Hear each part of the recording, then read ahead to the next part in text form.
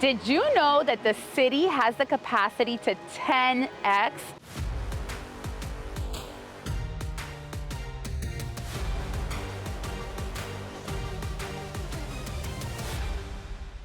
Yes, that is the future of Miami, according to Mayor Francis Suarez. Without changing any of the zoning or variances, the city would have the capacity to 10x. And that was only in city of Miami, which is a huge chunk, but there's still even more opportunity. So you're probably thinking, how? You know, we're already landlocked, we have the ocean, the Everglades, you go south, north, there's houses everywhere. Well, the reality is the future of Miami is vertical living. And within vertical living, what we're seeing are more of what we would call communities. So right behind me is probably the golden child of what the future of Miami's communities are going to be looking like.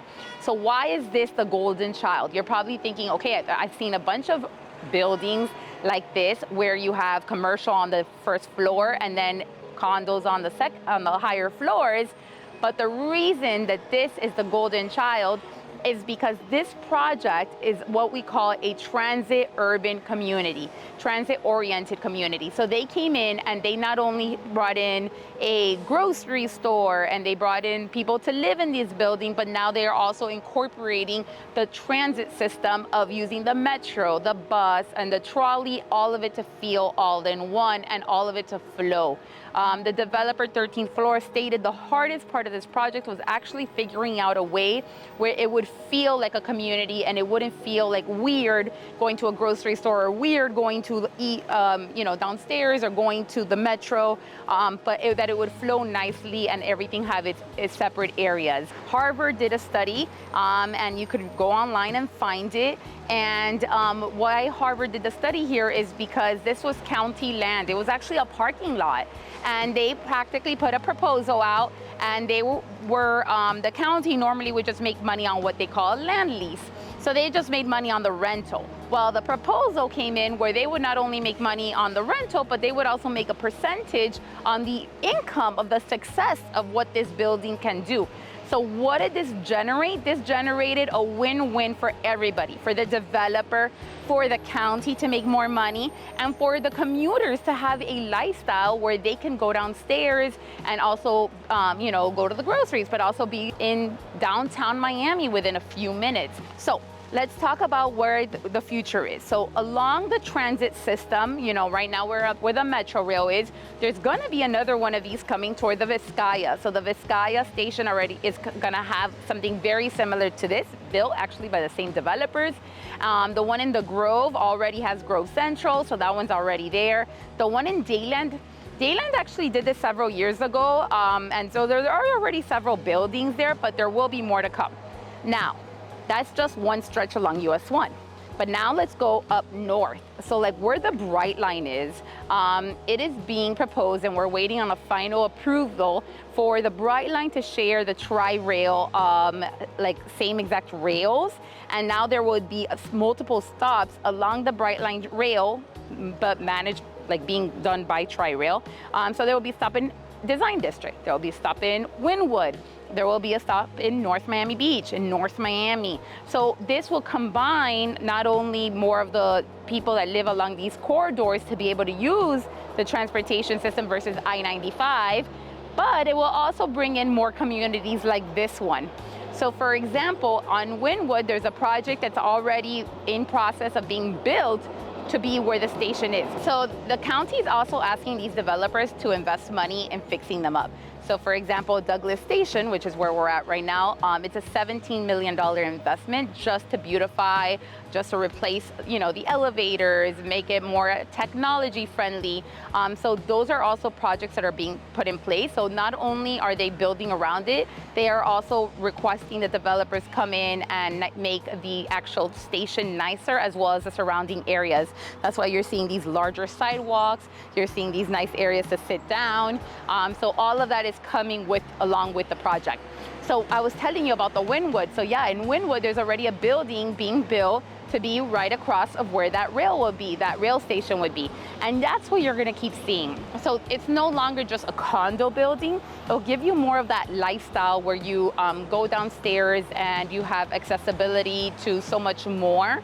Pre-COVID, developers were headed into this direction of like micro units.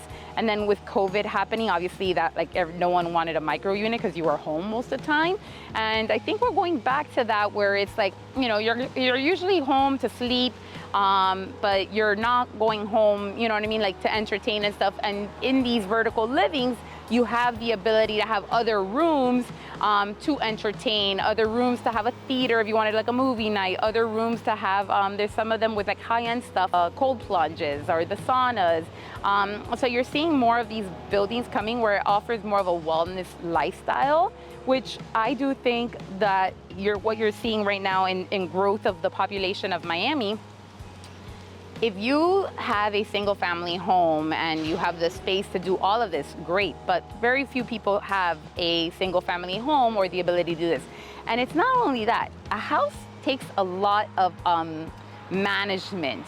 So if you are a single individual, or you are coming out of college, or you are retired, or you have a job that's really, doesn't really give you an extra time to do other things, it's really hard to manage a home. This is why the vertical living is so much more convenient. So I do think vertical living, you're going to continue seeing more of it. It truly is the future of Miami. But within that vertical living, you're going to see more offerings. The last 10 years, developers have already been building for what we call like ultra luxury. So that's where you're seeing, your large condo residences of, 3,000, 5,000 square feet. They're practically houses in the sky. So that has been built from like 2011 with St. Regis being like one of the first, all the way to now, and you're still seeing more being built. Mr. C's here closer in Coconut Grove. All of those are that's more for the ultra luxury buyer of vertical living. But now get rid of the ultra luxury, now we're seeing that space in the luxury department, in the in the more relaxed lux space. So all throughout, we're seeing vertical livings coming at different price ranges. And I do think we're gonna see more of that like micro unit coming back in, especially in these communities where you could go downstairs and just have lunch or dinner at Milam's versus cooking, a meal for one person where it might not make as much sense. So I do believe that the future is going to be more of these micro communities where you do see a little bit more of like a smaller square footage space, but then they have access to so much more all around, especially around the transit system. So you don't only have the access, if you go to Brickell and downtown, the inner loop is already a 4-mile loop. There's obviously that area has the walkability. Downtown you're seeing the walkability. There's more coming to that. But now in all the other stations, so like the Tri-Rail stations, all along there, you're gonna see more of it. You're also going to see more now coming along the US 1 corridor from Florida City all the way to Pinecrest. There's a rapid bus transit system, and that is also gonna have local stops. So that's going to be another area where you're going to see these micro communities coming in by. If you go to Cutler Bay, there's already a few being built. It's not only along the US 1 corridor, you're seeing along I-95, along the Tri-Rail station, and you're going to see more of these communities coming in of vertical living. And I do think it offers a nice lifestyle where people are going back to using public transit. The cost of maintenance for a car, these buildings, especially if you're in a rental building or if you're in a condo building, like you don't really get a lot of parking spaces. Normally for a 2-bedroom, you might get 1 parking space and then you have to pay extra for that additional parking space.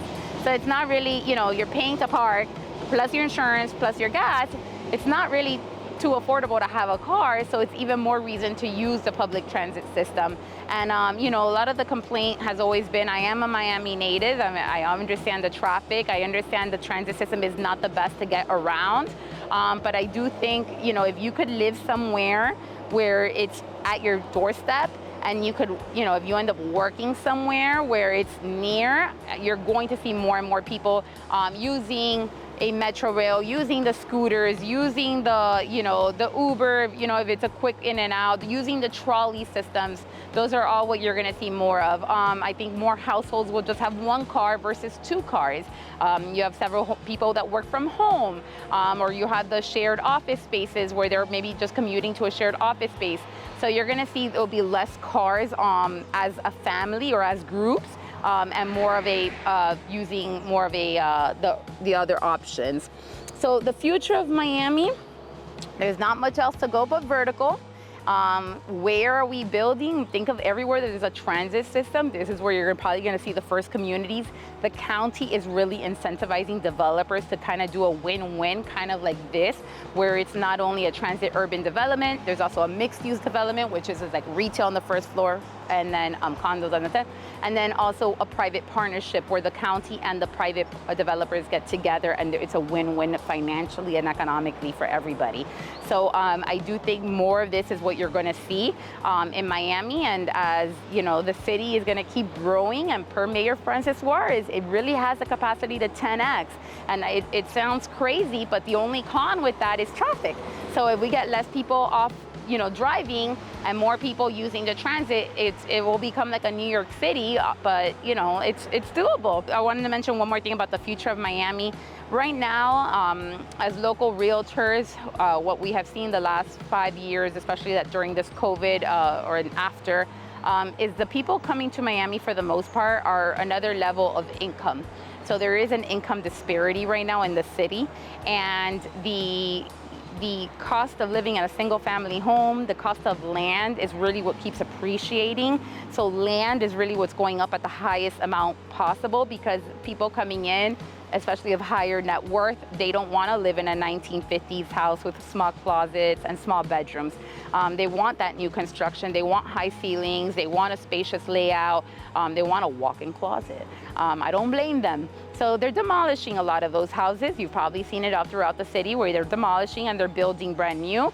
It also gives you more of not only the aesthetics of the physical to enjoy, but also cost of insurance, cost of utilities, and you know, it all makes sense. So what we're seeing is the land is appreciating at a faster pace. So if you're not of income to be able to afford that, then what's your other alternative is condos. But I don't want you to think of condos as affordable housing, because the reality is there's a lot of high-end condos right now, catering to luxury, catering to ultra luxury, and it's more of a convenience lifestyle. Right now, the condos, obviously, the older condos have gotten a bad rap with everything going on after the Surfside collapse and with the new laws in place. But it's not every condo, especially older condos, that's in a pickle. Once all of this is resolved, meaning once the projects are done and they're up to code and financially they're all doing what they're supposed to, and anything, these condos are going to be way healthier than even a single family home. I hope you found this valuable. The future of Miami is really exciting. I remember several years ago I shared, Miami's really just getting started, and that was, back in 2018. I will tell you, that it's still, the future is bright. There's a lot of wealth moving here. There's a lot of companies moving here. There's a lot of industries moving here. And yes, the cost of living has gone up. And yes, there will be people that will have to leave. And I do think this happens in every major city. But if you want to live in a major city and have the beauty the city offers, it's possible. There are, these communities coming into place. There are neighborhoods, everything is being revamped to be more of an enjoyable. And I do think if you can get yourself into a community where you might have a better lifestyle. Because the reality of Miami is the traffic is the killer. But if you're not having to be in traffic, and you could be, reading a book, or you could be, on your phone on Instagram, then you're going to enjoy those extra 20 minutes a lot more than if you were stuck on the US 1 or the I-95. So again, I hope this was valuable. I am excited about the future of Miami. My name is Joanna Jimenez. I run a team called the Opus Group. We're with Compass. We're one of the large teams here in Miami. We do a lot of transactions. We represent a lot of sellers, buyers, investors, people relocating here. So whatever it is that you're looking for, we are happy to be of assistance and give you the right guidance and recommendations on what it is to help you with your real estate needs.